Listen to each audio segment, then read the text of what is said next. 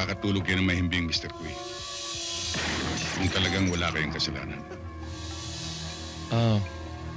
I hope you understand. It being na attorney rin kayo. I would like to consult my lawyer first bago ako pumunta sa opisina ninyo.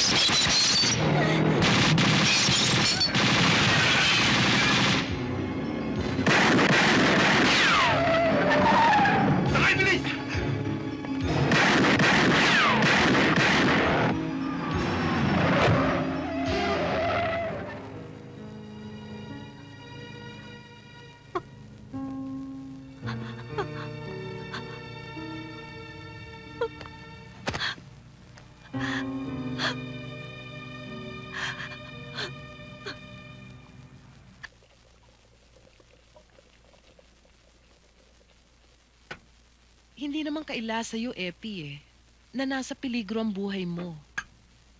At ang buhay ng pamilya mo. Sinuwerte nga lang tayo kanina at walang nadisgrasya. Maghihintay ka pa ba naman na may mangyari pa sa'yong masama? Sa akin? O sa mga bata? Ang peligro, kakambalan talaga ng trabaho. Huwag na sanang madamay ang pamilya. Wala tayong magagawa kundi mag-ingat. At umasa na hindi tayo pababayaan sa taas. Pero meron akong magagawa. Kung papayag ka lang. Anong iniisip mo? Pupunta ako kay Mama sa States. Isasama ko ang 2 bata. Alam ko kasi na mahihirapan kang problemahin ng sabay ang kaligtasan mo at ang kaligtasan namin. Pero kayo nagpapalakas ng loob ko, Yoli. Kayo ang dahilan para mabuhay ako. Pero kami rin ang makakasira pagdating ng pagkakataon. Epi, malaking sakripisyo to sa parte namin. Lalo na sa akin. Importante sa akin na buo ang pamilya ko. Buo pa naman kahit magkalayo. Kesa sama-sama na may posibilidad na may mawala sa atin.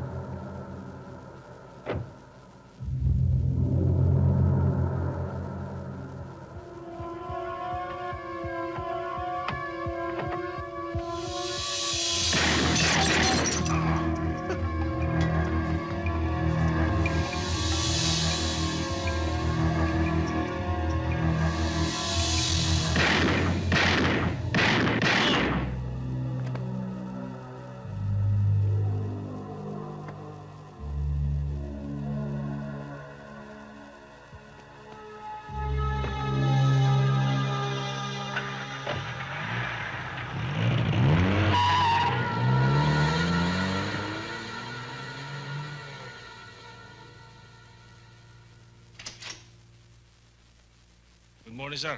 Good morning. Sir.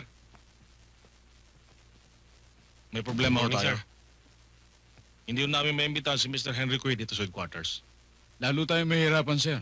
para maisali siya sa police lineup. Ilang beses niyo na ba siyang inimbitahan dito? Madalas, sir. At ang sabi, may karapatan daw siyang tumanggi. Kung ayaw niya, wala tayong magagawa.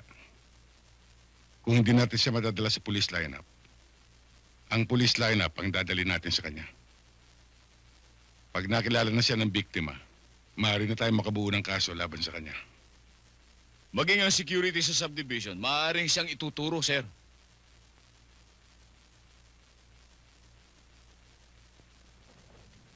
Maaring alam ni Mr. Kui ang batas. Pero alam din natin kung paano niya linalabag ito.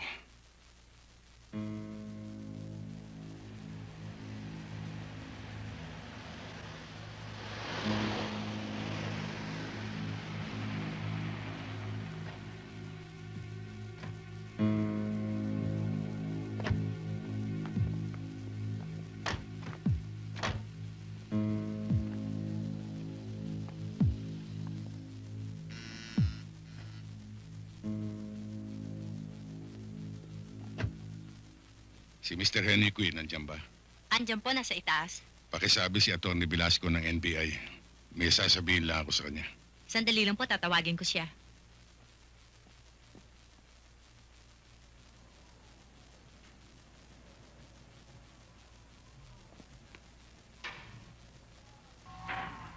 Good morning, Mr. Kui. Atty. Velasco. Good morning, attorney. Please, come in.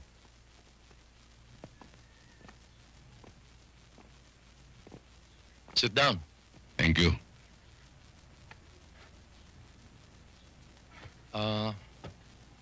What can I do for you? Gusto ko sanang magpaliwanag. Tungkol saan? May mga reports na dumating sa akin na ginugulo ka raw ng mga agents namin. Umabot na pala sa opisina nyo yung harassment na ginagawa ng mga ibang tauhan nyo. Kaya nga nandito ako.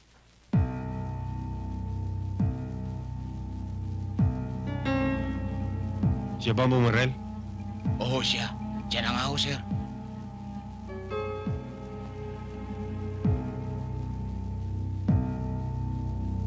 Makakatulog yan ng mahimbing, Mr. Kui. Kung talagang wala kayong kasalanan. I hope you understand.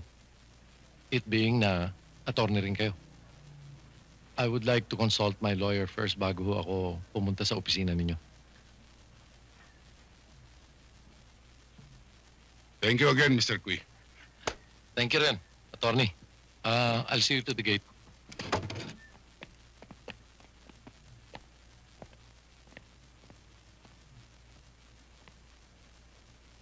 Thank you. Sige, attorney.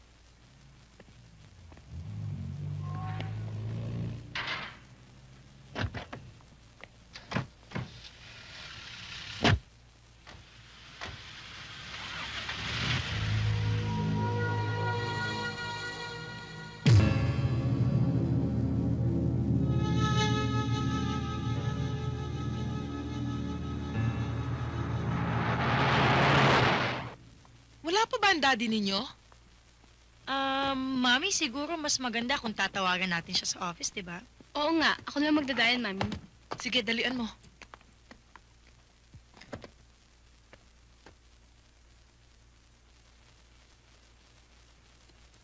Ang daddy nyo talaga.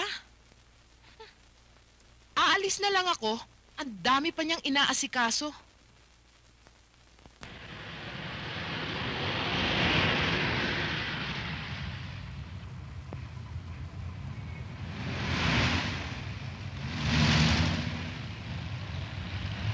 Hoy, ano ba yan?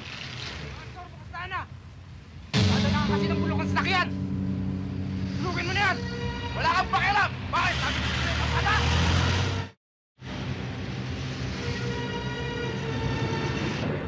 Mami,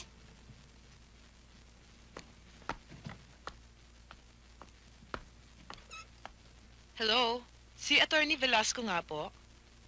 Wala na ho siya, kanina pa ho umalis. Kanina pa siya umalis.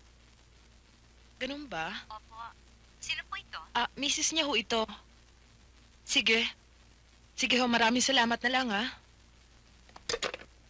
Pambihira naman ang daddy ninyo. Hanggang ngayon, wala pa. Baka mahuli na tayo sa flight. Myra, tumawag ka na lang ng taxi.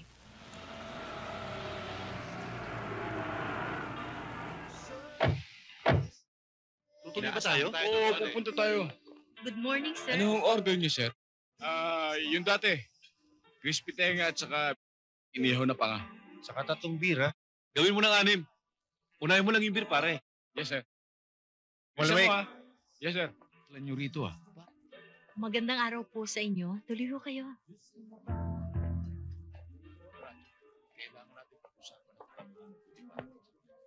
Paano yan? Lalo muna tayo. Saka na lang natin bubeltahan si Velasco. Balik tayo dito sa hardware, pare. Iisa lang ang CQ at kilala ko may-ari. Isang mayamang inchik. Kilala niyo naman ako, pare, di ba?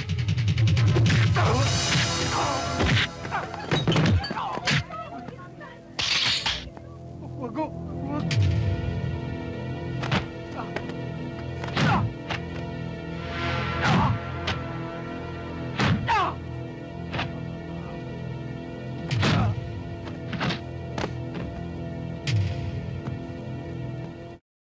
Joe, sino nag-utos sa inyo para patayin ako? Wala, sir. Hindi bale. Aamin din kayo.